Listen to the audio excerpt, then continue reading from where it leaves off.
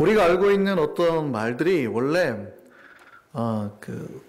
사용하는 현재 의미가 아니라 예전에는 다른 의미였다가 변화돼 가지고 사용되는 경우가 있습니다. 현재 의미가 아니라 원래는 다른 상황과 다른 사건 속에서 만들어졌는데 현재는 그 의미가 아닌 다른 의미로 쓰여지는 말들이 있어요. 말이라는 거는 생성될 때 아주 독특한 어떤 상황이나 사건이 보통 동반됩니다. 그래서 거기에서 나온 유래 같은 게 있어요. 그것이 사람들 입에서 회자되면서 다른 의미로 새로운 의미에 담긴 문장으로 바뀌게 됩니다. 우리나라 말에 입추의 여지가 없다는 말이 있지요. 여러분이 극장 같은 데 가면 사람들이 막 꽉꽉 차 있을 때, 그리고 영화를 못 보고 돌아올 때 뭐라고 그래요? 입추의 여지가 없어. 그러잖아요. 그러니까 사람이나 물건이 너무 많아서 들어설 공간이 없다는 뜻입니다. 이게 나쁜 의미는 아니에요. 객관적으로는 사람이 많다 그런 뜻일 수 있지만 정말 많아서 뭐가 꽉꽉 차 있어서 이런 표현이라서 굉장히 좀 긍정적일 때 많이 씁니다. 근데 입추의 여지가 없다는 말이 무슨 뜻일까요? 입추가 뭘까요? 가을? 가을이 들어설 여지가 없다 그런 뜻일까요? 이 입자는 설입자인데요. 추자가 송곳 추자입니다. 그러니까 송곳을 하나 이렇게 세워둘 공간이 없다 이런 표현이에요. 사람이 굉장히 많아서 송곳 하나 세워둘 조그마한 면적이 없다 이런 표현이에요. 그러니까 우리가 이 말을 보통 백화점 같은 데 갔을 때 쓰잖아요. 와, 사람 정말 많아. 입추의 여지가 없어. 이런단 말이죠. 굉장히 긍정적인 표현인데 원래 이 말의 유래는 좀 달라요. 우리 이제 한 나라가 새롭게 세워질 때는 그거에 대한 이제 역사적인 배경이 있어요. 급진적인 변혁이나 개혁이 일어나려면 조선이 개국이 될 때 그때 고려 말의 시대 상황은 아주 안 좋았습니다. 고려는 귀족 정치를 했는데요. 백성들이 땅이 있으면 수확하고 난 거에 대한 정부가 세금을 가져갈 거 아니에요. 사운드가 좋으니까 막 집중이 확 되네요. 제가 갑자기 막 긴장이 될 정도인데요. 근데 정부가 이제 세금을 가져가는데 10분의 1만 원래 떼게 돼 있어요. 10%만. 10%만 떼게 돼 있는데 이 사회가 부패하기 시작하니까 이쪽 관리가 와서 10분의 1 떼고 저쪽 관리가 와서 10분의 1 떼고 이렇게 되는 거죠. 그러니까 실제 농민들이 자기가 1년 수확을 해가지고 정부에 세금을 얼마를 내냐면 보통 10분의 8 내지 10분의 9를 세금으로 내는 겁니다. 다 떼가 버리는 거예요. 그러니까 농민들이 살 수 있어요? 없어요? 없게 되는 거죠. 조선왕조에 대해서 공과를 얘기하지만 조선왕조에 대해서 가장 큰 공은 뭘까요? 정도전이라는 사람이 이성계와 손을 잡고 나라를 새로 세우려고 할 때 가장 크게, 그러니까 나라가 바뀌었는데 500년 왕조가 바뀌었는데 백성들이 그렇게 별탈 없이 조선왕조로 넘어가 버리잖아요. 조선왕조는 굉장히 안전한 가운데 시작을 합니다. 이유가 뭘까요? 토지개혁을 했어요. 그러니까 백성들이 다 땅을 뺏겼어요. 귀족들의 정부한테. 다 노비가 돼버린 거예요. 돈이 없으니까. 근데 그거를 원래 정도전은 모든 땅을 다 가져와가지고 재분배를 하자 이런 토지개혁을 했는데 그게 실행이 되지는 못했고요. 너무 급진적이라 백성들로부터 10분의 1의 세금을 원칙적으로 지키자. 이게 이제 통과가 된 겁니다. 그래서 백성들이 살만한 세상이 됐어요. 그러니까 고려 말의 시대 상황에서 나오는 말인데요. 당시 백성들은 송곳 하나 세울 땅을 가지지 못했다 이 표현이에요. 원래 이 말이 어떤 뜻에서 오는 거예요? 안 좋은 뜻에서 온 거죠. 그렇죠? 부정적인 의미죠. 그러니까 입추의 여지가 없다는 말은 원래는 굉장히 가슴 아픈 표현입니다. 근데 오늘날의 입추의 여지가 없다는 말에는 그런 뜻으로 쓰여요? 아니죠. 부흥과 번영, 부정적인 의미를 벗어버리고 새로운 복된 표현으로 쓸 때 보통 입추의 여지가 없다 이렇게 써요. 우리도 그런 회복과 변화를 꿈꿉니다. 비록 과거에는 죄와 부정과 약함으로 시작되는 우리였을 수 있어요. 이 단어가, 이 문장이 그랬듯이. 그런데 하나님은 이런 약함을 들어서 이제 풍성하고 가득 찬 복의 완성으로 변화시켜 줄 겁니다.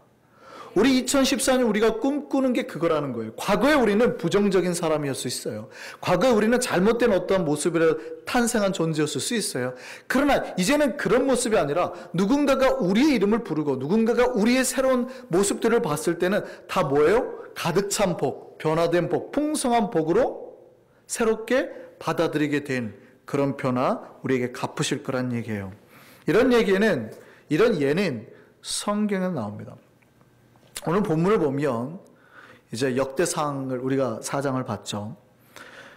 역대상 4장은 그 족보입니다. 족보장이에요. 족보장이라 우리가 별로 역대상 전반부를 많이 읽으시는 성도님은 많지 않죠. 왜요? 재미가 없거든요. 족보는 별로 재미가 없잖아요. 족보가 뭐예요? 그 족보는 어떤 사람의 그 가문에 그 이름 쭉 이렇게 쓰여졌어요. 그러니까 별로 재미가 없습니다. 그러니까 별로 안 읽어요. 그러니까 여러분 혹시 족보 보신 적 있으세요? 저희 시골에 가면 족보가 요만큼 있어서 제가 본 적이 있는데 저희 아버님이 저희 이름을 찾아주더라고요. 족보에 네가 올라가 있다. 근데 족보는 별로 재미가 없습니다. 왜 재미가 없는지 아세요? 우리 강희도 집사님 댁의 족보를 보면은 강희도 밑에 아들이 이제 들어가 있어요. 그러면 강인규 이렇게 들어갔어요. 그럼 이제 강인규 밑에 이제 강인자, 뭐 나중에 아들 낳으면 강인식, 그 밑에 그러면 도식, 그다음에 만식 뭐 이렇게 이제 들어가겠죠. 그러니까 족보는 재미가 없어요. 왜냐하면 이름이 기명이 돼 있거든요. 이렇게 그냥 이름만 이렇게 쭉쭉쭉 돼 있어요. 딸들은 좀 잘 안 올라가죠. 딸들이 올라간 케이스는 굉장히 특별하거나 좀 열린 족보에는 들어가 있지만 옛날에 족보에는 안 들어갔다고요. 근데 어쨌든 그렇게 이렇게 이름이 이렇게 쭉 들어가 있어요. 그러니까 족보를 보면 재미가 있을까요? 없을까요? 재미가 없어요. 왜냐하면 스토리가 없기 때문에. 족보에는 스토리가 없어요. 아주 재미가 없어요. 그냥 이름만 이렇게 써여 있지 스토리가 없기 때문에 재미가 없는 겁니다. 근데 만약에 이제 스토리가 이제 있어요. 인규 옆에다가 스토리를 하나 써놓는 거예요.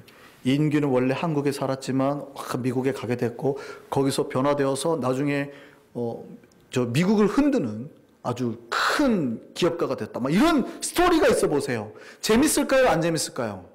재밌죠. 재미는 스토리에서 나오는 거예요. 근데 족보는 스토리가 없기 때문에 재미가 없어요. 근데 보세요. 역대상 4장은요. 족보장이거든요.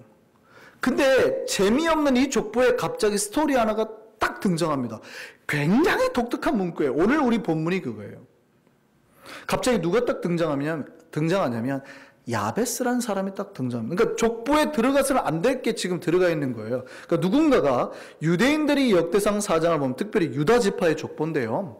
유다 지파 사람들이 이거를 보면 깜짝 놀라는 거예요. 보세요. 강 집사님의 10대 손의 그 자손 중에서 이 사람만 특별히 스토리가 기록이 돼 있다면 누구든지 이 사람을 보면 우리 가문에서 위대한 사람이 태어났구나. 그죠? 뭔가 스페셜한 일이 있기 때문에 그 사람의 스토리가 적혀 있는 거예요. 그러니까 누가 보면 다 집중할 수밖에 없어요. 족보는 안 보는 거예요. 누가 낳고 이거는 거의 이제 보지도 않아요. 이 사람의 독특한 스토리에 집중하게 되는 거예요. 그러니까 성경을 읽을 때 여기에 집중하라는 얘기예요. 왜요? 이 야베스는 어떤 사람이니까? 야베스는 원래는 절망적인 사람이었어요. 유다 지파가 보기에도 망할 아주 특이한. 근데 이 사람이 이렇게 위대하게 변한 사람이 되었다. 그거 보라는 거예요. 우리 가문에서 이런 절망적인 사람도 이렇게 위대한 인물로 바뀔 수 있었다. 너희도 이런 사람이 되어라. 이런 거예요.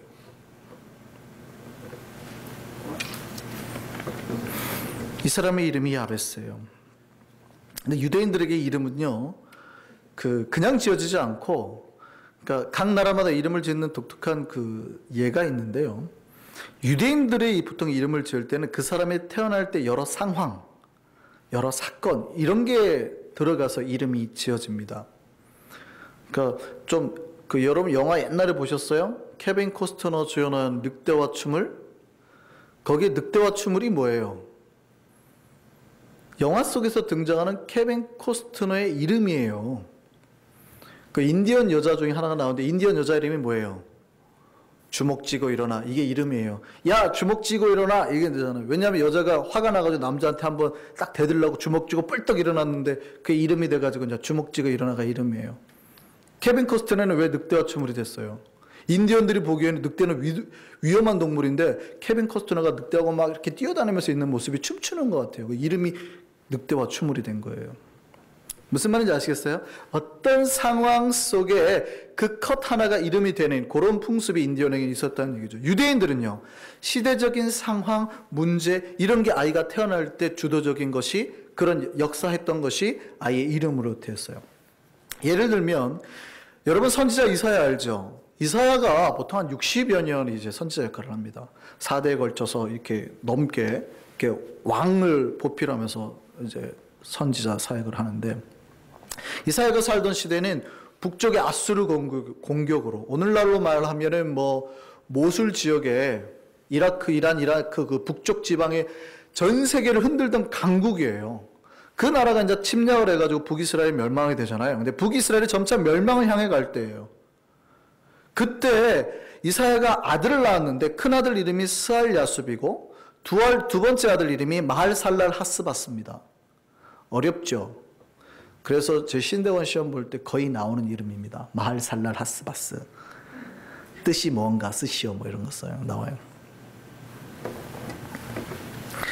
이사야의 두 아들의 이름을 지었는데요. 스알 야숲의 뜻이 이거예요. 남은 자가 돌아온다. 마할살랄 하스바스는 노략이 빨리 행해질 것이다. 침략이 빨리 행해질 거다. 약탈이 빨리 행해질 거다. 이런 뜻이에요.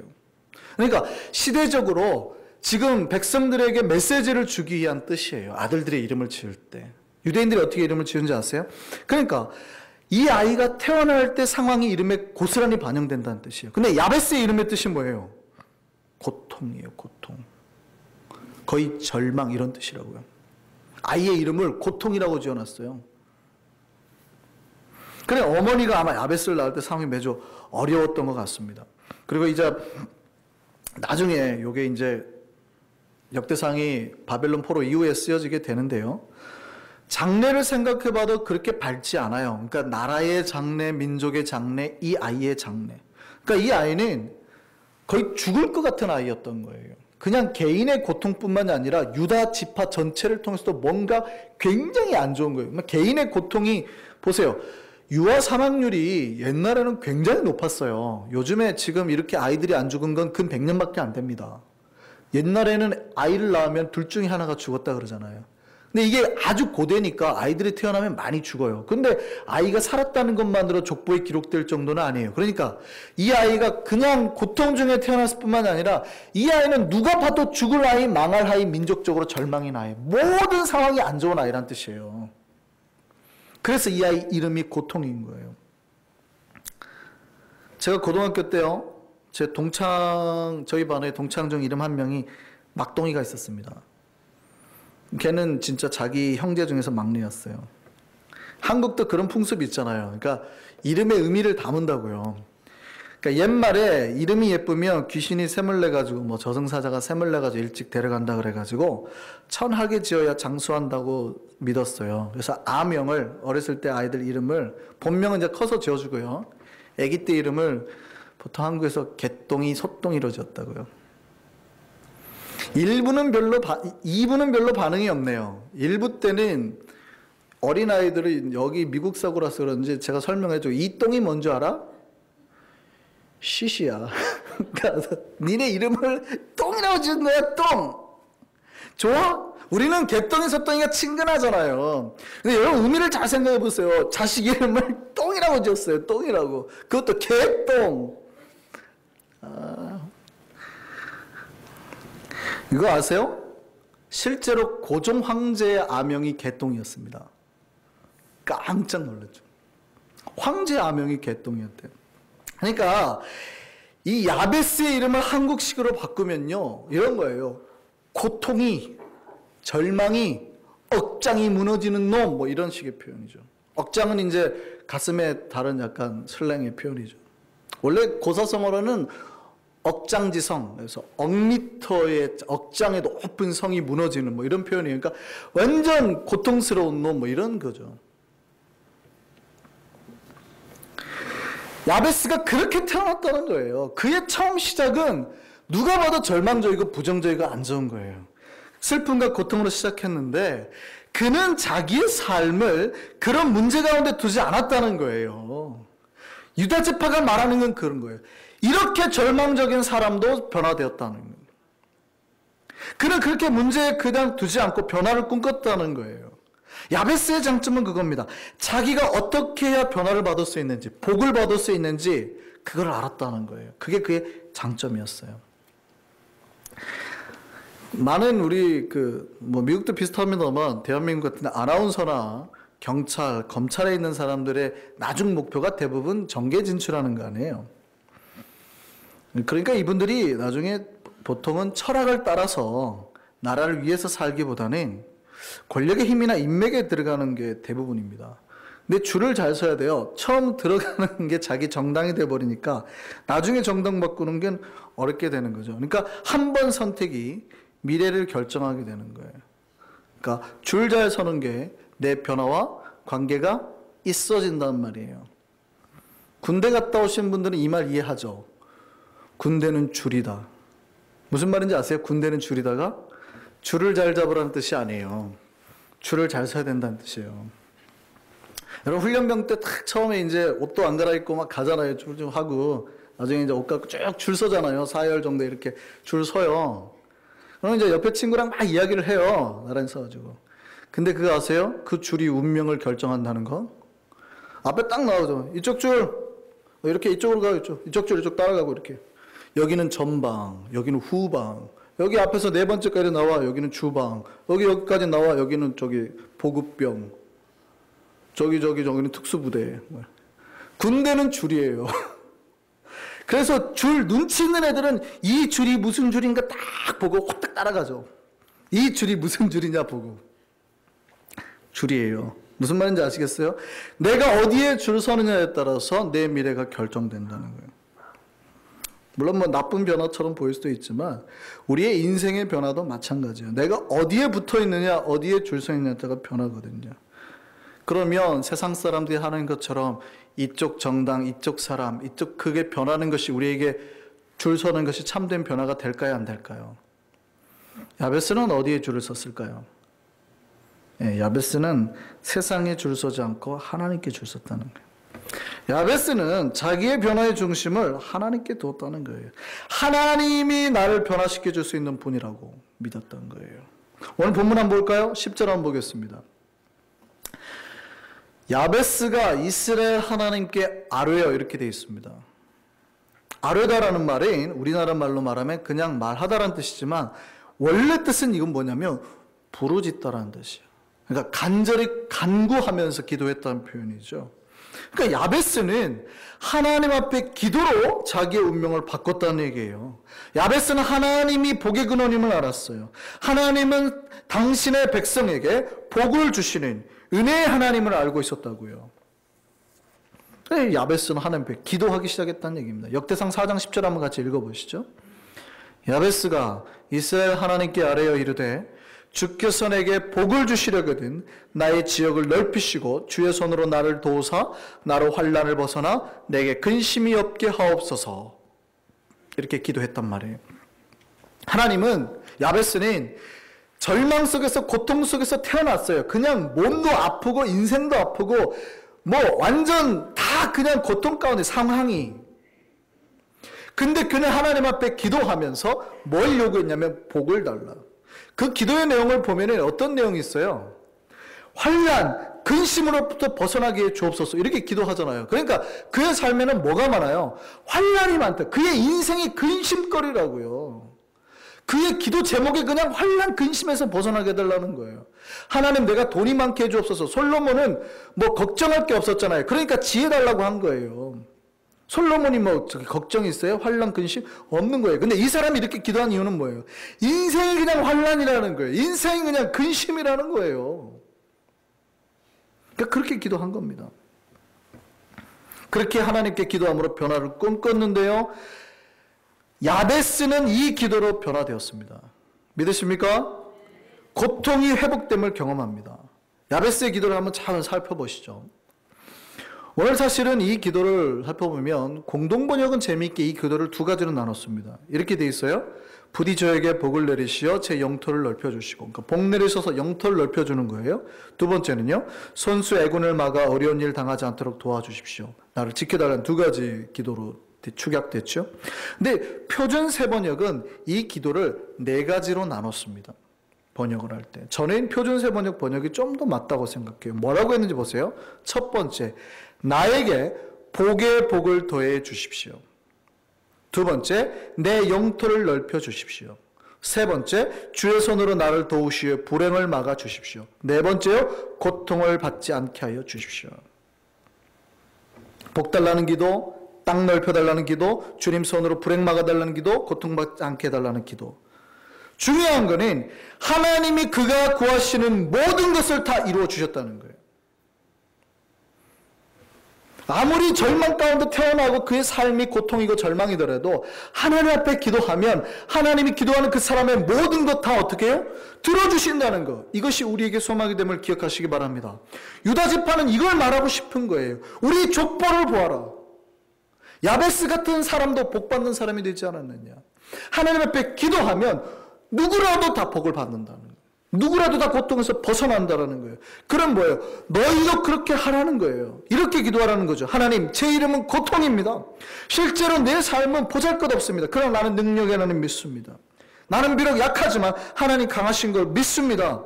고통이라는 나의 운명을 주님의 능력의 손으로 바꿔 주옵소서. 다시는 고통의 늪에 헤매다가 절망 가운데 생을 마치지 않게 해주시고 나로 하여금 많은 사람의 복의 인생이 되게 하여 주옵소서. 주의 나의 영역을 넓혀 주옵소서. 주님 나에게 복의 복을 더하여 주옵소서. 우리가 그렇게 기도하고 나아갈 때 주께서 그 기도 들어주신다고요. 다시 한번 잘 생각해 보세요. 야베스의 원래 뜻은 뭐예요? 이름은 절망, 고통 이거잖아요. 그러니까 원래 그 이름의 뜻은 좋지 않았어요. 그 첫 시작은. 그런데 오늘날 야베스 하면 복의 대명사처럼 쓰입니다. 이게 무슨 말인지 아시겠어요? 그러니까 야베스의 노래가 있어요. 우리가 아까 불렀는데 다시 한번 부를 건데요. 야베스의 노래가 있습니다. 근데 우리가 생각해 보면 이 야베스의 노래가 오늘날의 야베스의 노래는 축복의 노래, 복의 노래, 잘됨의 노래로 인식이 되어 있습니다. 그런데 원래 야베스의 이름을 생각해 보세요. 원래 어떤 노래예요? 고통의 노래, 절망의 노래 이거 아니에요? 근데 그 절망의 노래를 그 이름을 봤을 때 이제 사람들이 더 이상 절망이라고 생각 안 한다고요. 아, 복의 노래, 은혜의 노래, 잘됨의 노래라고 생각을 한다고요. 많은 사람이 내 이름을 기억할 때, 여러분의 이름을 기억할 때 과거에 복도 지질이 없는 사람이라고 기억할지 모른다고요. 저 사람은 어찌 저리 태어나서 고통과 절망과 힘든 가운데 있느냐라고 여러분이 옛날에 한국에 있을 때 과거의 나를 알던 사람들이 나를 그렇게 생각할 수 있다고요. 그러나 하나님을 만나고 하나님 앞에 기도해서 회복의 변화를 맛본 우리는 이제 하나님 뭘로 바꿔준다는 거예요? 복의 대명사로. 이야, 저 사람의 이름을 봐라.